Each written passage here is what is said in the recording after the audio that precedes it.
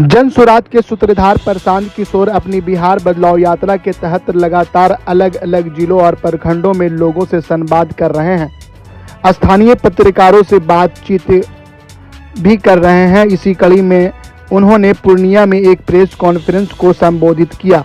उन्होंने पत्रकारों के सवालों का जवाब देते हुए चुनाव आयोग पर हमला बोला। कहा कि चुनाव आयोग का यह अभियान भाजपा का षड्यंत्र है।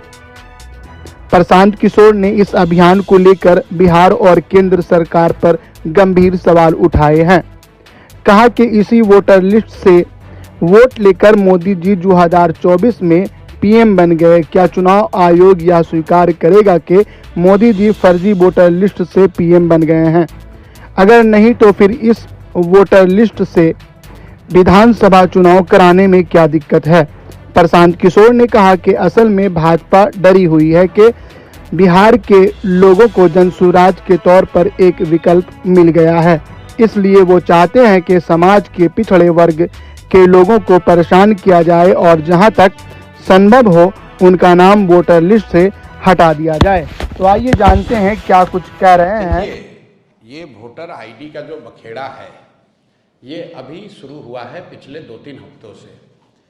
एक बात समझने की है, वोटर आईडी कौन बनाता है? वोटर लिस्ट बनाने की जिम्मेवारी चुनाव आयोग की है, जो एक संवैधानिक संस्था है। वो हमारे आपके या किसी दल के अधीन नहीं है।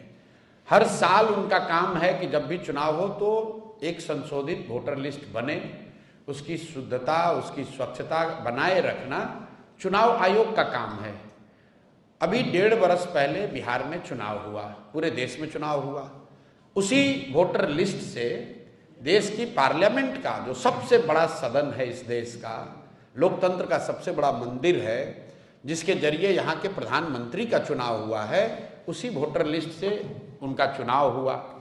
अब आप कब बता रहे हैं कि वो वोटर लिस्ट फर्जी है, तो क्या चुनाव आयोग ये स्वीकार करने को तैयार है कि जो पार्लियामेंट का चुनाव हुआ जिसमें मोदी जी प्रधानमंत्री बने, वो वोटर लिस्ट सही नहीं था? क्या वो फर्जी लोगों के वोट से बने? और अगर लोकसभा चुनाव के बाद से फर्जी लोग आ गए, जैसा कि बताया जा रहा है सूत्रों के हवाले से कि नेपाली और बांग्लादेश के बहुत सारे लोग बिहार में वोटर लिस्ट में अपना नाम घुसा लिए हैं या बिहार में आके रह रहे हैं, तो इसका दोष, इसका जवाब भी एनडीए की सरकार को ही देना होगा। क्योंकि लोकसभा चुनाव के बाद बिहार में मोदी जी की और नीतीश जी की ही सरकार है। तो आपने ये कैसे अलाउ किया कि बांग्लादेश से लोग आकर यहाँ रह रहे हैं? आपका प्रशासन क्या कर रहा है? आप अगर नेपाल से लोग आकर बिहार में वोटर लिस्ट में नाम जोड़ रहे हैं तो बिहार सरकार की पुलिस और प्रशासन क्या कर रहा है? तो भैया किसी भी तरीके से वो आर्ग्यूमेंट देंगे, ये यही साबित होगा कि गलती उनकी है। ये पूरा बखेड़ा इसलिए खड़ा किया गया है कि एनडीए को, सत्तारूढ़ दल को ये डर सता रहा है कि 30-35 बरस के बाद बिहार में लोगों को एक नया रास्ता दिख गया है, और खासकर उन लोगों को जो प्रवासी मजदूर हैं, जो गरीब हैं, जो इस व्यवस्था से के मारे हुए लोग हैं, जिनको इस व्यवस्था और इस भ्रष्टाचार से की वजह से जिनका जीना दूभर है, जो जानते हैं वो कभी भाजपा को, लालू को वोट नहीं देना चाहते हैं, अब लेकिन मजबूरी में देना पड़ता था, उनके सामने एक जनसुराज का नया रास्ता, नया विकल्प मिल गया है।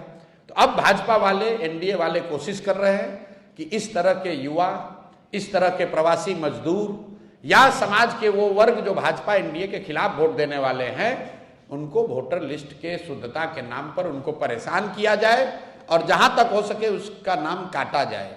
मेरा आपके माध्यम से लोगों से एक अपील है, आप घबराइए नहीं, कोई चुनाव आयोग आपका नाम नहीं काट सकता है। सुप्रीम कोर्ट का जजमेंट है, चुनाव आयोग को नागरिकता जांचने और तय करने का कोई अधिकार नहीं है।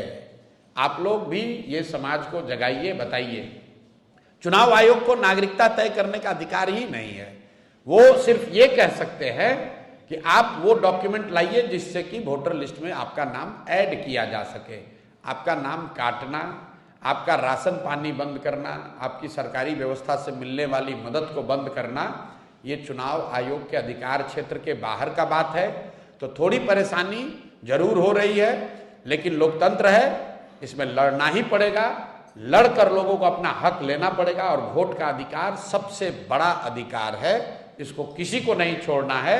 आपके पास अगर कागज नहीं है, लोग आपका नाम काट रहे हैं, आप किसी भी राजनीतिक दल से आपका सरोकार है, जनसुराज अच्छा लगता है तो जनसुराज के पास आइए, दूसरा कोई दल अच्छा लगता है उसके पास जाइए, लेकिन अपना वोट जरूर दीजिए। और देने के लिए जरूरी है कि आप अपना नाम वोटर लिस्ट में अंकित कराइए।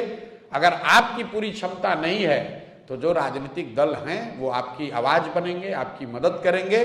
बिहार का हर शहरी, हर नागरिक, उसकी जिम्मेवारी है कि वोटर लिस्ट में उसका नाम रहे, वो वोट करे, ताकि बिहार में लोकतंत्र को जिंदा रखा जाए। और जो भाजपा और एनडीए के लोग चुनाव आयोग के जरिए पिछले दरवाजे से जीत हासिल करना चाहते हैं, उनके